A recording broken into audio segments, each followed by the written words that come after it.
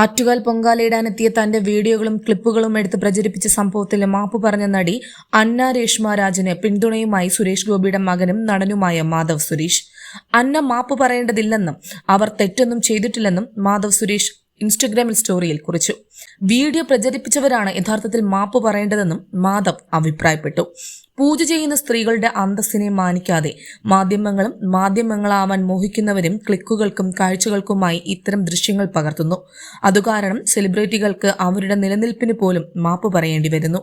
നിങ്ങൾ മാപ്പ് പറയേണ്ട കാര്യമില്ല അന്ന, കാരണം നിങ്ങൾ ഒന്നും ചെയ്തിട്ടില്ല.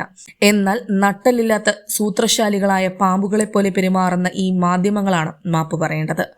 നമ്മൾ ലജ്ജയില്ലാത്ത സമൂഹമായി മാറിക്കൊണ്ടിരിക്കുകയാണ്. ഇത് അവസാനിപ്പിക്കാനുള്ള സമയം അതിക്രമിച്ചിട്ടില്ല എന്നായിരുന്നു മാധവിന്റെ കുറിപ്പ്. ആറ്റുകാൽ പൊങ്കാല ദിവസത്തെ ഭക്തി നിർഭരമായ അന്തരീക്ഷത്തിൽ നിന്ന് ശ്രദ്ധ മാറ്റുന്ന രീതിയിൽ ചില ദൃശ്യങ്ങൾ സമൂഹ മാധ്യമങ്ങളെ പ്രചരിപ്പിച്ചത് വല്ലാതെ വേദനിപ്പിച്ചുവെന്ന് അന്ന രാജൻ ഇൻസ്റ്റഗ്രാമിൽ കുറിച്ചിരുന്നു. പുണ്യ നിമിഷങ്ങൾക്കിടയിൽ തന്റെ ചില അനാവശ്യ വീഡിയോകളും ക്ലിപ്പുകളും പകർത്തി ചിലർ പങ്കുവച്ചു. തന്റെ സാരിയോ ഭാവങ്ങളോ തന്റെ ഭാഗത്തു നിന്നുണ്ടായ മറ്റെന്തെങ്കിലും കാര്യങ്ങളോ ഏതെങ്കിലും ഭക്തരുടെ വികാരങ്ങളെ വേദനിപ്പിച്ചിട്ടുണ്ടെങ്കിൽ ആത്മാർത്ഥമായി ക്ഷമ ചോദിക്കുന്നു. ഒരിക്കലും അത് തന്റെ ഉദ്ദേശമായിരുന്നില്ലെന്നും അന്ന കുറിച്ചു.